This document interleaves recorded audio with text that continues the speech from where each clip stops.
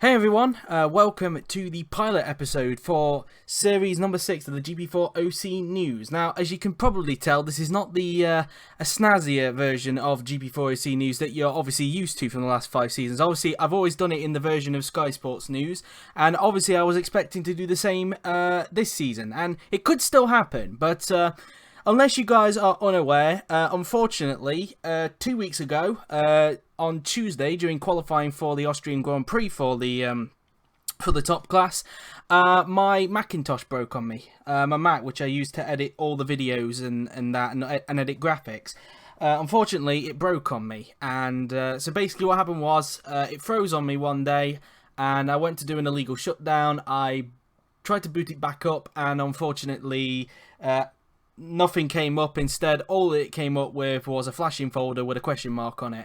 I had this glitch before. Well, I say glitch. I had this problem before, but it was a glitch initially. But on this occasion, it wasn't. It just would not boot up this time around. So, that, unfortunately, as what's happened to my Macintosh. As I speak, it is currently at the repair shop. I'm still waiting for a phone call to see what the issue is and whether it is fixable or not.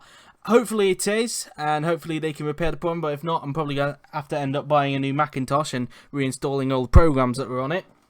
But for now, because of the fact that I can't edit on there, and that's obviously where the Sky Sports News stuff was stored, we're having to do it like this. So you could consider this a low-budget version of the GP4OC News, but nothing is going to stop me. This is on my other computer that I use GP4 for, but it doesn't have any of the advanced programs I have on the Mac, so that's why we're in this situation as we are. So what I've decided to do is I've decided to put everything on a Google Slides PowerPoint and to basically go through everything. So this is the pilot episode for series number 6 then. So let's look at the topics that we're going to discuss. We're going to discuss obviously the stuff that we know already. So stuff that obviously that we already know, as it says there. A little bit of an update on the calendar because I'd made a little bit of an error when I announced it.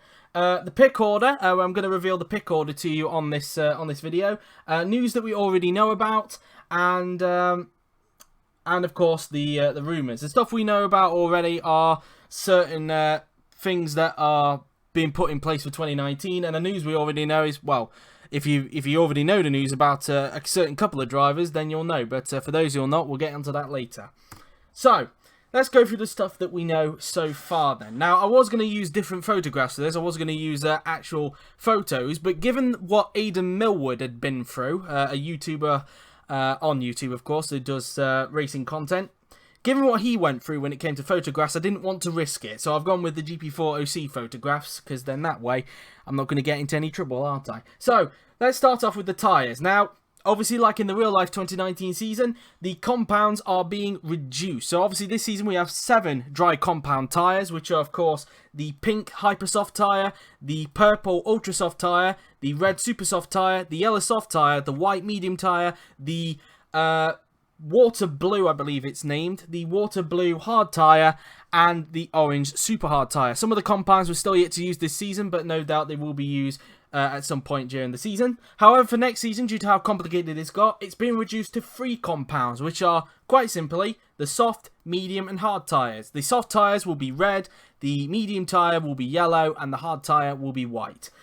So that's all you need to know about the tyres. Now, unlike in real life, with the tyres, we won't have any of those C1, C2, C3, C4, C5 systems. It will just be 3 different compounds. So there will be a wear rate for the soft tyre, a wear rate for the medium tyre, and a wear rate for the hard tyre. Some of them are being merged. The compounds that we have in 2018, the wear rates for them will be merged to make up the 3 compounds. So be aware of that. Anyway, what I mean by that, I mean the wear range. Reg changes, well, obviously with the cars, they are going to look slightly different in 2019 in terms of the front and rear wings. The front wings will be a little bit more wider, so in fact they will actually be at the width of where the front tyres are, and the rear wing will be higher and slightly wider as well. So you're going to be seeing some changes with the cars like in real life, but the aim of it, of course, is to reduce some of the dirty air that these cars have been producing. So whether it will on GP4 or not, we'll have to wait and see. Not like it's been that much of a difference anyway in GP4OC, but it's always nice to reduce the dirty air where you can. Team name changes, obviously that's why I've gone with these two photographs. Of course, the two teams that are obviously changing their names next season are Force India and Sauber. From next season, Force India will be known as Racing Point, and they'll be changing their nationality from Indian to British, due to the fact that they're based in Silverstone, even though the owners of the company are Canadian. The consortium ran by Lawrence Stroll, of course, after he took over from Vijay Mallya, after Vijay Mallya sold up, of course. And Sauber, of course, after securing a deal with Alfa Romeo this season to be a sponsorship with them, next season they'll be known as Alfa Romeo Racing. So we will have Alfa Romeo as a team next season, and unlike Force India, they won't be changing their nationality. Now, you would have thought that, given it's Alfa Romeo, they may have changed their nationality to Italian. Nope, they're sticking to a Swiss team. So, just to ensure that there's no confusion there, Alfa Romeo will still be a Swiss team. We recognise as a Swiss team from next season.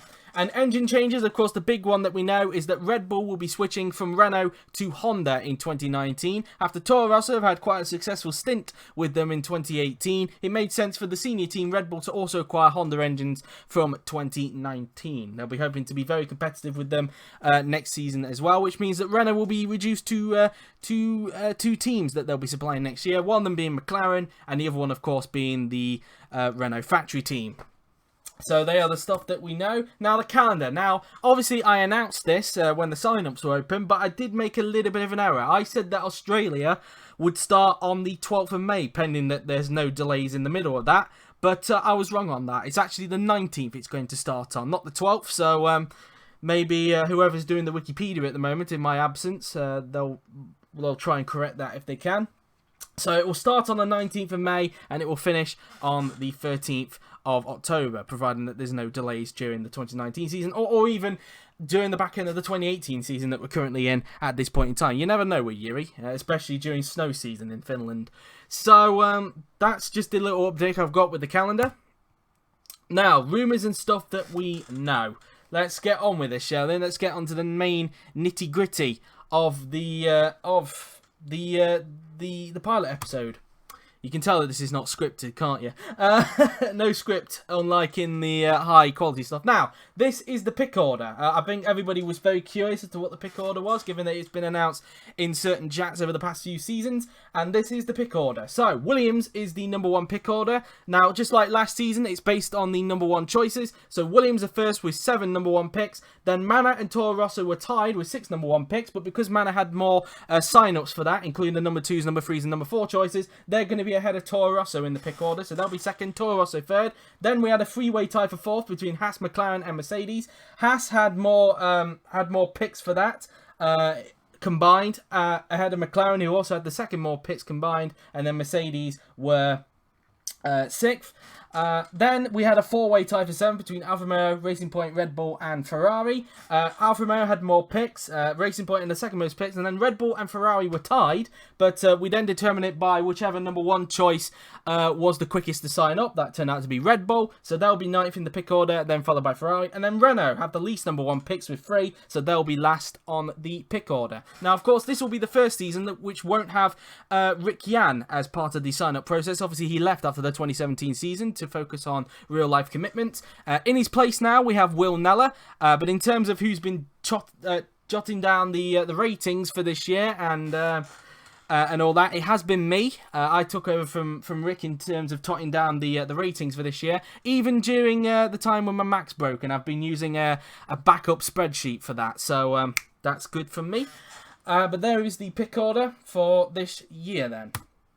Now, obviously, the news that we know about already, if you haven't seen, these two drivers, as you can see on your screens, didn't sign up in the 2019 sign-up. They are, of course, Joel Hutter and Etienne Jones. Joel Hutter is obviously a big one, given he's at Red Bull, so there's obviously a vacancy at Red Bull. And Etienne Jones missed on the sign-ups as well, so he will not be in the top class next season. There is a chance he could be in DTM or even a lower tier 4 next season, because I believe he just forgot. But he will not be in the top class next season, and nor will he be a test driver. As for Joel Hutter, it's unknown whether he'll sign up in a lower tier, but we will have to wait and see. Of course, DTM opens this weekend, and then Formula E the week after, and then BTCC the week after that one. So, there you go. They are the two drivers who are not signed up, so there is at least one vacancy at Red Bull and Manor, respectively. Now, let's get on to the main nitty-gritty, to the rumours. Now, we'll start off with the top 3 teams like we did last year. Because initially, before the sign-ups began, everybody thought that Mercedes and Ferrari would retain their current lineup. Mercedes, of course, having Franco Lopez and Florian Volker, and Ferrari having Alfa Romeo, the current championship leader that is, and Joseph Willows. Well, as we've seen in this sign-up, it doesn't seem to be the case, because there is a chance we could see chaos again like we did in 2018 with the top 3 teams. Obviously, we know about Red Bull having a vacancy due to Joel Hutter not signing up, but even at the top teams, we could have a switch up as well. So, we'll start off at Mercedes. Here we are. And as you can see, Lopez having an impressive season so far. He looks likely to be retained, but Florian Volker, he's not so safe. He could actually get kicked out of Mercedes. That is because the current championship leader, Amar Khan, surprising to everyone, has actually put Mercedes down as his #1 choice. And given how much of a great year Khan has had so far in terms of leading the championship, there is a good chance he could actually kick Volker out of the Mercedes seat and end up being Franco Lopez's teammate in 2019. Could you imagine that? Khan and Lopez, a dream lineup, the top 2 in the Drivers' Championship. Who knows? Volker still has a chance to be retained by Mercedes, but he'll need to pull his finger out if he wants to prevent Khan from kicking him out of the team.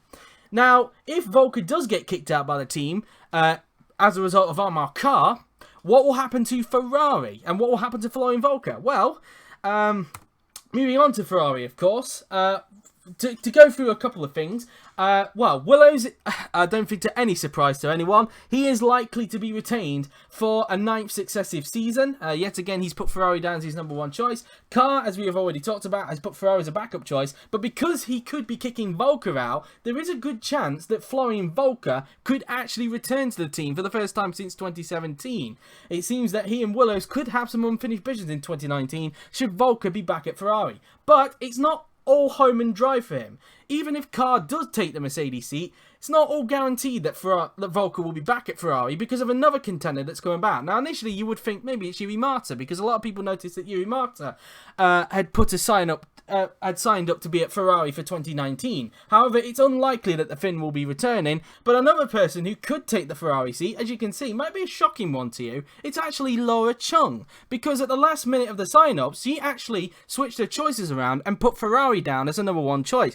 Now, that could prove a bit of a gamble for Laura, given where Toro Rosso are placed in the pick order, but she does have a chance to possibly get the Ferrari seat, and partner alongside Joseph Willows, and that could mean that Florian Volker may be out of a drive in 2019. So, there could be a chance that the 4-time world champion might not be on the top class grid in 2019. But, you never know, of course. So, it's going to be very interesting to see what will happen in these next few weeks, that is for sure. So that's all we've got with Ferrari. Very interesting stuff down there. Now we'll get on to the main one. Red Bull, the team that everybody thought was going to cause chaos in this sign-up, but it might not.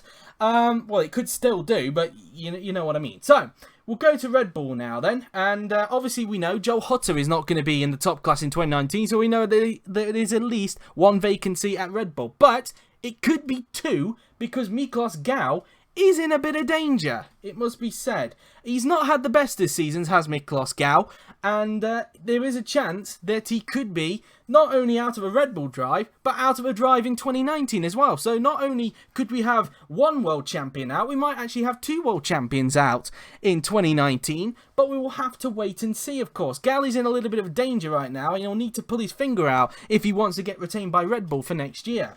Obviously, the one that everybody will be talking about in terms of Red Bull is, of course, Franco Gamba. Now, he put Red Bull down as his #1 choice, and it is very likely that Franco will join the team in 2019. But he could end up having a new teammate, as we mentioned. He might not have Miklos Gau as a teammate, because there is a chance that Jay McKenzie could be at Red Bull next season. He's put the Austrian energy drinks company as his #1 choice, and he does have a strong chance of being there as well, just like with Franco Gamba. So that's why Gau needs to really get his finger out, really, because McKenzie and Gamba have a strong chance of being at Red Bull next season. It's very clear that McKenzie wants to get out of the midfield Renault team as quick as possible. We did discuss this in 2017, whether he might try and get a top-class drive for 2019, or whether he'll try and stick it out for the longevity of Renault, and maybe wait till 2021 when the regs change, when we change to fantasy car performances. But it appears he wants to get back to a top team as quick as possible, and Red Bull could be that destination for him. I will mention as well, Enis Paraschke also has a outside chance of also getting to Red Bull as well, having put them as his number 1 choice. And interestingly enough, he's only put his current team, Toro Rosso, down as his number 4 choice. And given that the pick order with this might be a bit of a gamble for Ennis, just like with his teammate Laura. But we will have to wait and see, of course. He claims he's got nothing to lose by doing this, but we will have to wait and see.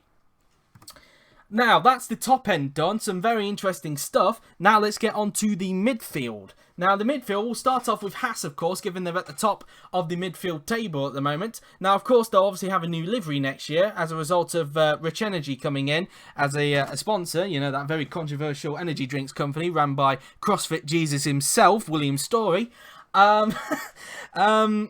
Any guesses on who I took that quote from? Leave them in the comments, or maybe even in the live chat if you're watching.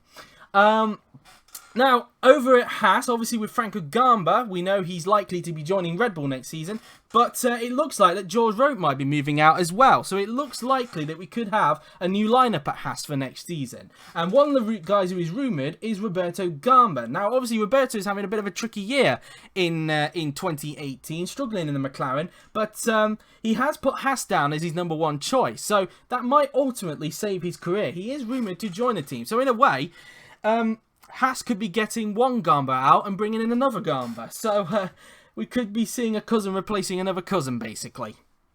But in terms of who the second driver will be, well, there is a massive chance for a GP2 driver to join. Now, as you can see, there are 2 pictures down there, and these are the 2 GP2 drivers who could theoretically get to Haas next season with a very strong possibility. They are Jared Fosbury, who used to be the test driver at Haas, but he's not anymore, of course. That, of course, being Roman Quagg, who's the current test driver for the team.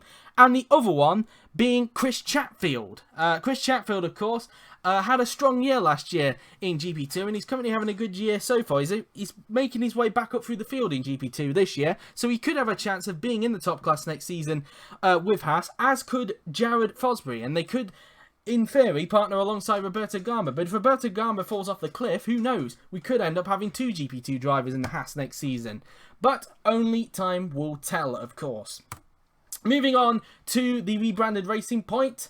Now, of course, obviously, Motorin and now Terranon are currently driving for the team. And there is a chance they both could get retained for next season. However, I will say this now, of course, both of them may need to watch their back, because there is a chance that one of them could get kicked out. Now, we talked about how George Roque is looking like he could be leaving Haas at the end of the season. Well, that is because he is rumoured to actually be returning to the Silverstone-based team for the first time since 2010. Having put Racing Point down as his number 1 choice. Now, he initially put McLaren down as his number 1 choice, and Racing Point is his number 3 choice, but towards the back end of the sign-ups, he actually swapped the pair of them around. So that Racing Point is now his number 1 choice, McLaren his number 3 choice, with Haas being his number 2 choice. So there is a chance that we could see George Roque in the Racing Point next season, which is why Motorin and now Terranon may need to watch their back, because George might be kicking one of them out. If he kicks out now Terranon, then there is a chance we could see a 2010 reunion at Racing Point, given that Motorin and Roque were teammates of the team back in 2010. But if now Terranon gets retained and Roque ends up being his teammate, then it could be a bit ironic, given that now Terranon was the one that kicked George out of Lotus at the end of 2015, given that Teravi actually won the 2015 GP2 title. So it all comes around full circle if you think about it. But you never know, both Force Indias could get retained and George might find himself in a bit of a sticky wicket, but we'll have to wait and see. Now, I will mention this as well, Roman Quagg does have an outside hope of getting to Racing Point, but he will need quite a lot of luck, which is a shame really. I think we can all agree that I think Roman should be in the top class. He should be on the top class grid, but given some unfortunate circumstances, he isn't at the moment. So he does have a chance, but a bit of an outside hope. He will need to hope for a little bit of luck if he wants to get back in the top class in 2019. Moving on to Renault, now the one which has the least number 1 picks, hence why they're last in the pick order. Now, Evan Byrne is likely to remain at the team, having put them down as his number 1 choice. So for once, Evan is actually opting to try and stay at a team this time, rather than being forced to stay at a team. But who knows, he could try and change that up for the 2020 sign-ups. But let's not get ahead of ourselves, shall we? We know that Evan is a bit of a meme when it comes to that. But his teammate could be interesting. Obviously, we talked about how Jay McKenzie could be at Red Bull next year. Now, even if he does miss out on the Red Bull seat, Jay does have a chance to remain at the team for another season, given that he's put Renault down as his number 2 choice. So he's actually been very smart with his choices.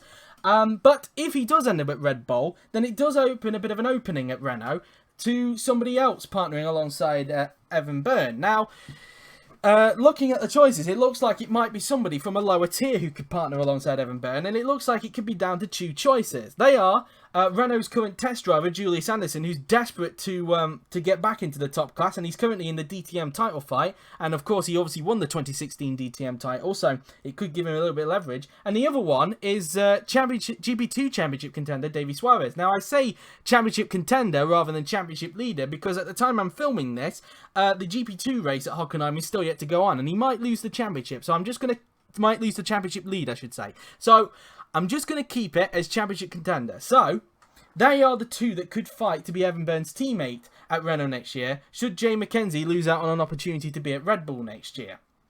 So Julius Anderson and Davy Suarez might be in contention to be Evan Byrne's teammate, but we will have to wait and see, of course, with Renault. There are other contenders, but these are the main ones that we know about. Now, McLaren. Now, obviously, we know the rumours about Roberto Garma potentially joining Haas for next year.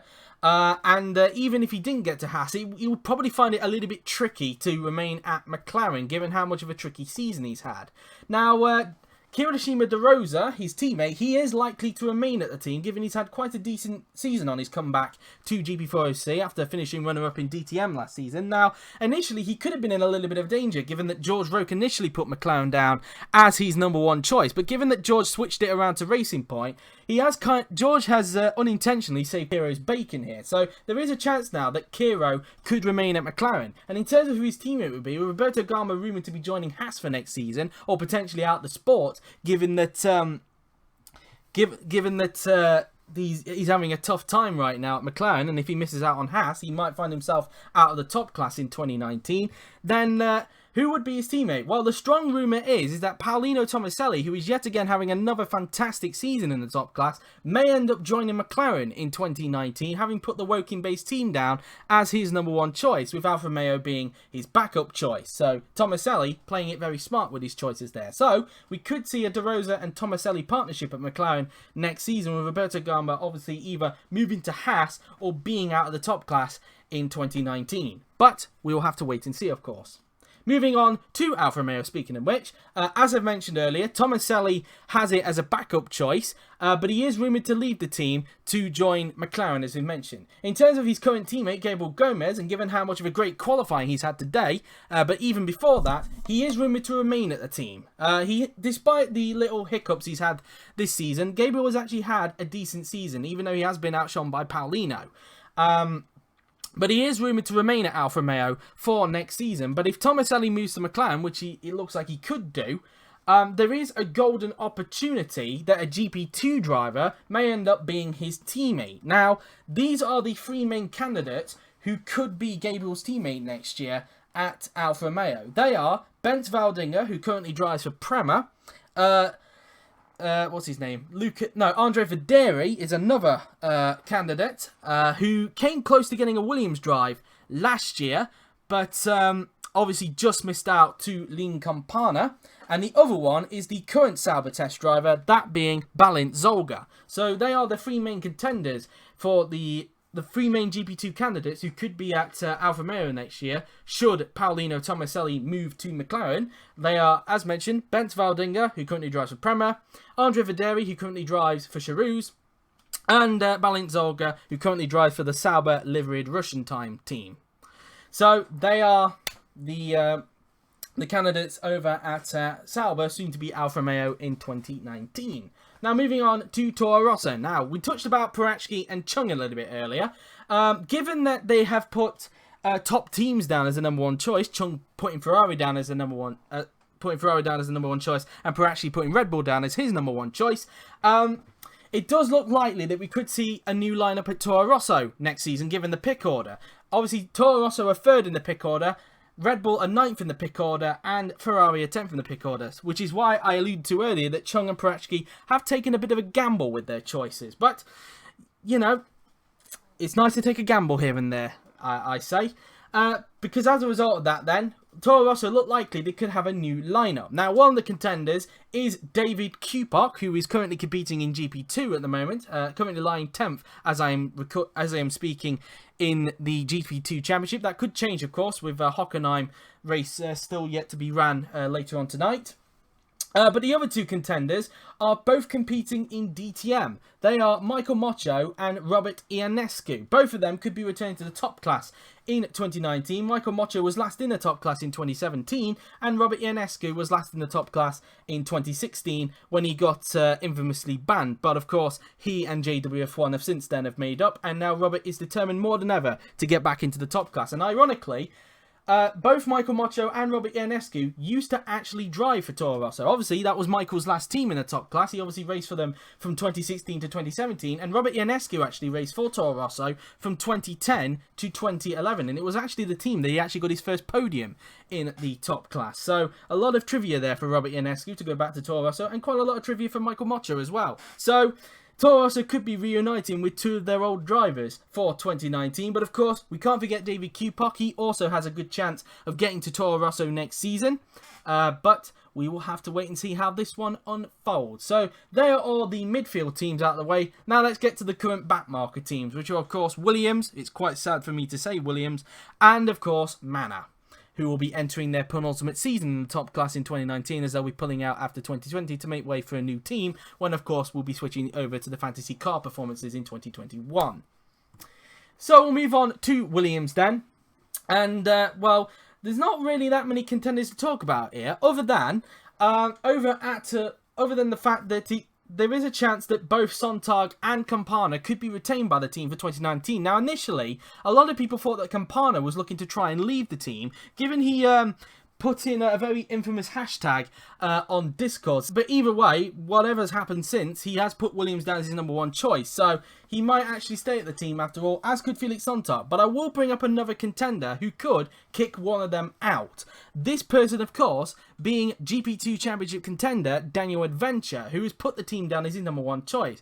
Now, currently speaking, he lies second in the championship, 6 points behind Davy Suarez. But given where he starts today at Hockenheim, he does have a chance to take the lead in the championship again.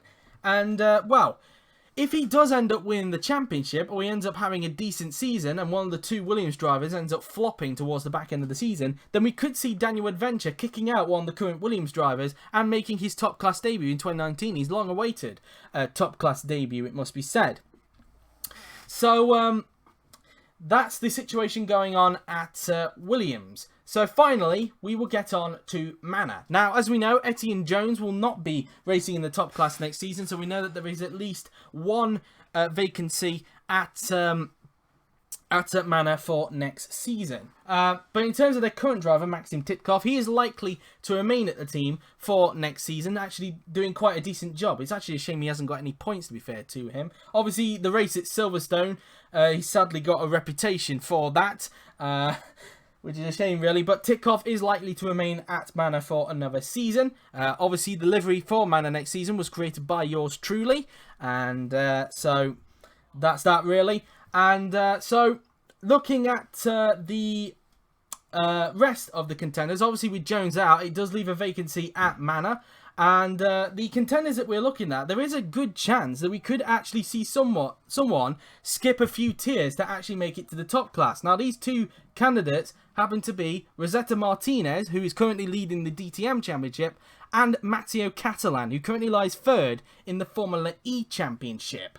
Now, I've had to take this photograph from the Miami Prix because Flo, who usually does the photographs for the Wikipedia, accidentally put Lorenzo Tomaselli in the profile picture of Matteo Catalan's Wikipedia page. So, hopefully Flo can get around to rectifying that once he sees the mistake, or once he sees this. But I will bring up another contender, that being Felix Sontag. Now, if Daniel Adventure makes it to the top class in 2019, and he ends up replacing Felix Sontag, then there is a chance that Sontag could end up being at Manor. next season. He's actually been very smart with his choices, but he's obviously got to be aware of both Martinez and Catalan. But I would think that Sontag has a bit of an advantage, given that Rosetta is 2 tiers below him in terms of the fact he's in DTM, regardless of the fact that he's leading the championship, and Catalan is obviously 3 tiers below him. So, but you never know, of course. Anything could happen with Manor, and as we've seen so many times in the sign-ups, things could change very rapidly. So, there you are then. That is the pilot episode for Season 6 of the GP4OC News. Not ideal, of course, that we're having to do it on a presentation. Hopefully, though, as the series progresses, we will be back to the normal routine of the OC News, and that using the Sky Sports graphics, or maybe something different. We'll have to wait and see. Hopefully it will be the GP4OC News, though, maybe just a different format. But anyway, thank you for watching the pilot episode of Season 6 of the GP4OC News. The first team news of the season will break next week at the Hungarian Grand Prix at the Hungaroring in Budapest. So thank you very much for watching. I've been JW97, as I'm now known as, due to the new rule on YouTube, which states that you can't have Formula 1 or F1 in your channel name. So I'm now known as JW97, and I will see you guys very, very soon. Take care.